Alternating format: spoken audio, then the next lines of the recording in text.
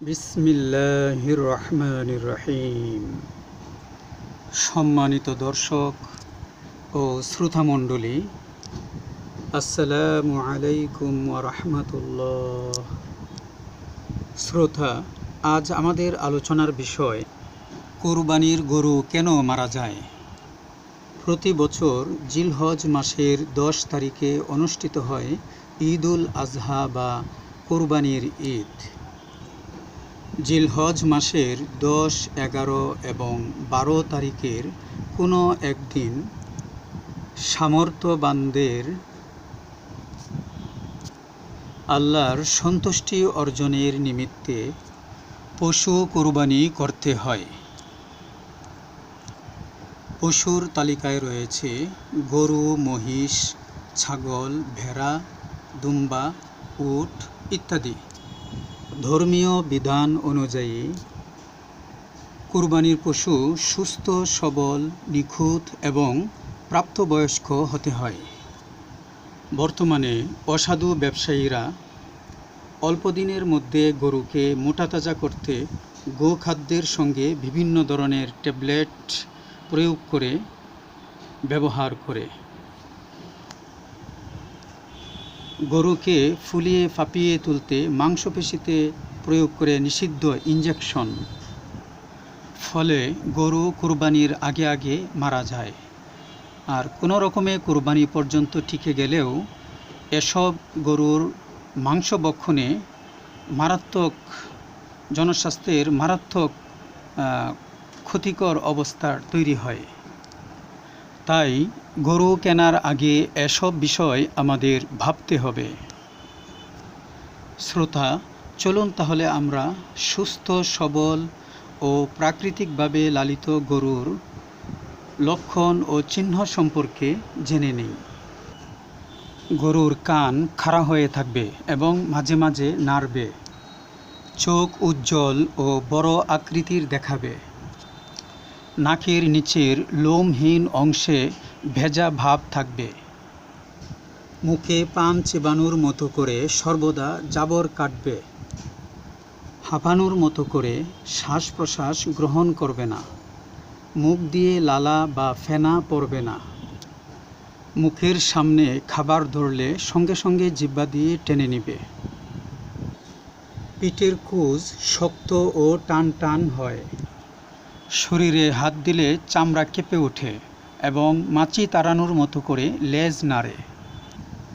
গরু যতই মোটাতাজা হোক, চামড়ার উপর দিয়ে পাঁজরের কিছু হাড় বোঝা যাবে। শরীরের মাংসল স্থানে আঙ্গুলে চাপ দিলে মাংস একটু ধেবে যাবে, তবে সাথে সাথে ভরাট হয়ে যাবে। রানে চাপ দিলে মাংস শক্ত অনুভূত হবে। মাঝে মাঝে লেজ নাড়বে। শরীরে বারবার হাত দিলে বা অন্য কোনোভাবে বিরক্ত করলে ক্ষেপে যাবে। গোবর স্বাভাবিক হবে, পাতলা পায়খানার মতো হবে না। শ্রোতা, এ পর্যায়ে আমরা অসুস্থ এবং অবৈধভাবে মোটা তাজাকৃত গরুর লক্ষণসমূহ সম্পর্কে জানব। সুস্থ গরুর যে লক্ষণসমূহ এতক্ষণ ধরে আমরা আলোচনা করেছি, তার বিপরীত লক্ষণগুলোই হলো অসুস্থ এবং অবৈধভাবে মোটা তাজাকৃত গরুর লক্ষণ। তাছাড়াও গরুর শরীর পানি নামা রোগীর মতো তুলতুলে দেখাবে। তার মুখমণ্ডল এবং পাগুলি ফোলা ফোলা দেখা যাবে। ইঞ্জেকশন দেওয়ার ফলে গরু ফুলে পেঁপে থাকে, শরীরে পানি এসে থাকে, ফলে শরীরের কোথাও আঙ্গুল দিয়ে চাপ দিলে দেবে যায়, একটু বেশি পরিমাণেই দেবে যায় এবং অনেকক্ষণ সময় লাগে সেই দেবে যাওয়া জায়গাটুকু ভরাট হতে। সাধারণত খাবার খেতে চায় না। কান নিচের দিকে ঝুলে থাকে, চোখগুলো বুজে থাকে এবং চোখ দিয়ে পানি পড়তে থাকে। নাক দিয়ে দ্রুত শ্বাস প্রশ্বাস নিতে থাকে, যেন হাঁপাচ্ছে।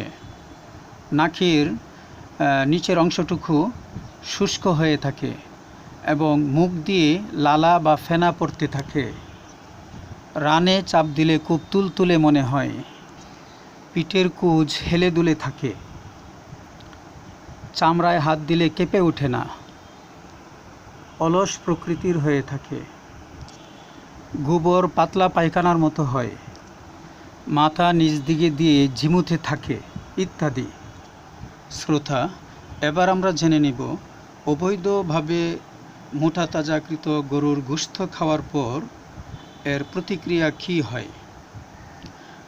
তাৎক্ষণিক কোনো প্রতিক্রিয়া দেখা না গেলেও ধীরে ধীরে মানুষের রোগ প্রতিরোধ ক্ষমতা কমে যায়, ফলে বিভিন্ন প্রাণঘাতী রোগের সৃষ্টি হয়। এসব পশুর গোশতের মাধ্যমে গ্রহণকৃত অতিরিক্ত স্টেরয়েডের প্রভাবে কিডনি ও লিভার নষ্ট হয়ে যায়। এছাড়া শিশু অল্প বয়সে মুটিয়ে যায় এবং অনেক ক্ষেত্রে তাদের চিরবন্ধ্যাত্ব বরণ করতে হয়।